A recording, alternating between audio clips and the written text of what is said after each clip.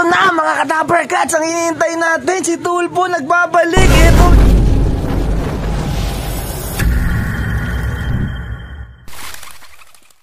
Masaklap na umaga mga ka-Dapper Cats. Kung napanood nyo na yung video natin sa page na na-upload nga natin, eto yung pinakakadugtong nun. Kasi nga, nagbitaw ng ibon sa Mindanao kahapon ng Kalapate. Kasi hindi natuloy sa Cabanatuan, kaya sa Mindanao binitawan yung ibon. Mindanao Avenue hindi Mindanao sa Mindanao mismo.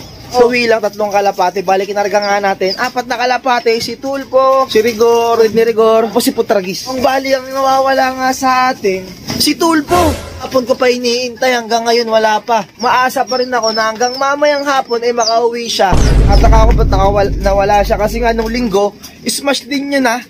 At saka contender siya kasi clock siya ng 2 laps sa fan race, 4 laps kasi yun, fan race. So rank number 6 nga si Tulpo. Nakapanginayang lang kasi dun siya nawala sa Mindanao. Sana makauwi talaga si Tulpo natin, no? Si Putragis kasi rank number 3 yan.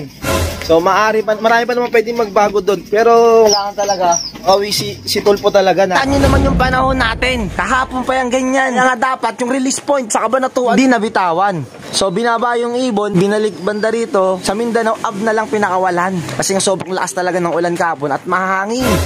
At yun, nakabalik yung 3 kalapate natin. At si Tulpo lang talaga ang hindi pinalad makabalik. O ayan, maraming pwedeng mangyari.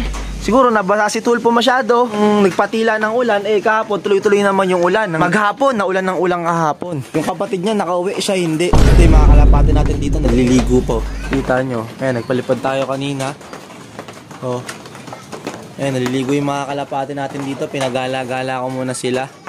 Si Putragis, nandyan nga, sinali nga natin ng puuli nga si Putragis Ayan may sticker pa, andito. Ano sila si Putragis? Ayun Tanya, naka-sticker pa yung si Putragis.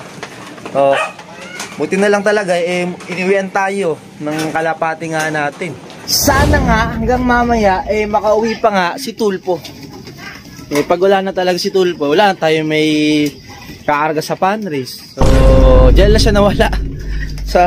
Sa Mindanao lang siya nawala. Sa Mindanao Avenue lang siya nawala. Ganun talaga. Hindi natin masabi kung anong mangyayari habang lumilipad sila. Pero asa pa rin ako na makakauwi siya. Doon naman nga kay Don Flamingo, wala na talaga si Don Flamingo, di na talaga nakauwi. Kasi nga nung linggo talaga pahirapan talaga pauwi nun. Kaya nga onti lang kaming nakapag-clock. Kasama nga si Tulpo doon. Di tayo nakapagkarga ng Monday. Tapos Wednesday tayo nagkarga pa sa mapa. So di pa yung sa ibang tropa nakauwi yung mga ibon nila. Kompleto sila. Akin talaga si Tulpo yung wala At nung bigla lang akong lumabas, eto na ang bumungad sa akin. Sobrang saya ko rito. Ito na mga ka-Dapper Cats, ang hinihintay natin, si Tulpo nagbabalik. Ito, welcome back Tulpo. Marahil sa iba, pag late yung kalapate nila, nagagalit sila. Pero ako iba. Masayang-masaya ako na inuwian tayo ng alaga natin kasi iba yung dulot na saya pag binabalikan ka ng kalapate mo. Malayo man yan o malapit, dapat maging masaya tayo na inuwian tayo ng kalapate natin. Dahil hindi natin alam sa liparan kung ano mga nangyayari sa kanila. Yun, buti nakauwi na siya. Kala ko hindi mo ako uuwian, buti na lang inuwian mo ako. Sa wakas, yan, kumakain na si Tulpo Yan. Yan, alam niyo na kung bakit Tulpo kita niyo naman. Yan yung pagkain natin sa tuwing umaga sa kanila.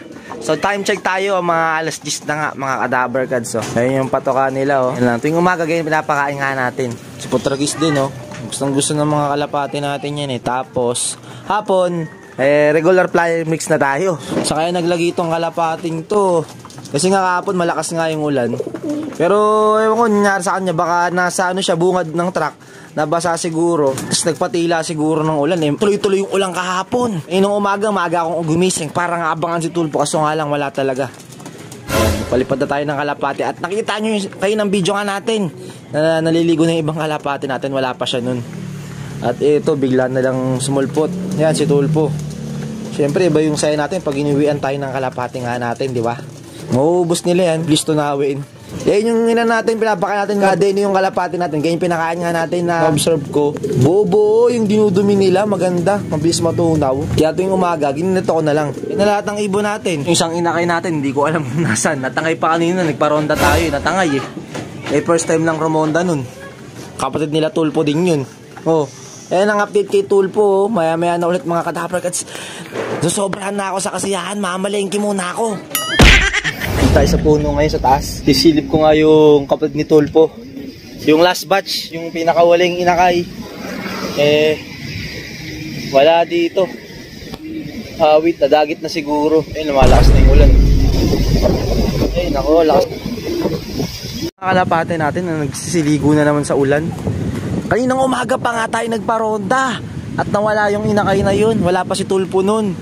Kaso nga lang, nung umuwi naman si Tulpo, nawala naman yung 5B natin na yun. Wait, wala naman dun, no?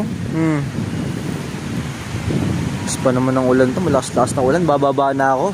Utik, lumalakas pa lalo. Wait. Yan, no? Nagliligo-ligo yung mga kalapate natin. Sarap sa ulan, no? Wala talaga dito. Kasi dapo-dapo lang kung saan-saan yun. May kita ako dito agad kung saan sa pumupunta. So ayan na mga ka-Dapper Cats, bababa muna ako kasi grabe lumalakas na talaga yung ulan. Mabait naman tayo rito kay Tulpo. Ayan, ay nako Tulpo, saka ba talaga nang galing? Tingnan baka may tama ka sa pakpak. Ba't matagal lang ka umuwi? Ba't kinabukasan ka? Kinabukasan ka na umuwi Grabe, ang tapang talaga ni Tulpo. Yung samantala ngayon, dumating siya, tatamlay-tamlay. Yan, nagkatuluyan din sila sa wakas. Kasi nga nakaraan binukod ko nga to si Darak Eto, nakauwi to kahapon Yan Pagkalabas ko talaga dito kahapon, nung pinakawalan kasi siguro mga 11:30 plus na sa ata pinakawalan yun sa Mindanao Ab. Yan. So, pagkalapunta ko dito mag-alas 12, mga 12 na tayo. Basta mag-alas 12 o 12 na. Yun, nakita ko nandito na si Igor, tapos si Putragisan dito lang. Ayun. So, cancel nga yung pooling kasi nga, syempre, smash. So, late din nabitawan yung mga ibon, kaya cancel. Kinaban talaga ako. Hindi talaga ako nakatulog sa'yo kagabi. Tulpo. Yan, buti na lang talaga. Iniwan mo pa ako Ba talaga pag may inspirasyon na uuwian talaga, lalo na yung meron na siya kasi minamahal. Tapang grabe. Matapang ka na ngayon Eto, katas ng panalo nila. Yan, ni Putragis yung linggo. Yan, sa tag team. Sitra siya sa tag team. Putragis sa pooling of color. Tapos OB 100 tsaka 50. Yan. Yan yung panalo nila. Kaya nakabili tayo nito at yung patoka nila. Siyempre yung kailangan yan. Diba, Rigor?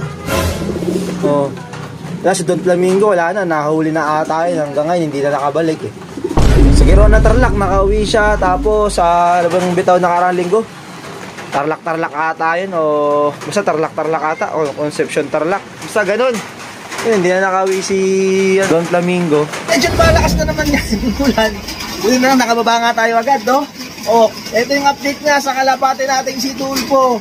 Nabala ko, di ako nakapag-video mismo nung ng pang-vlog nga natin sa YT. Pero sa page, meron tayong video.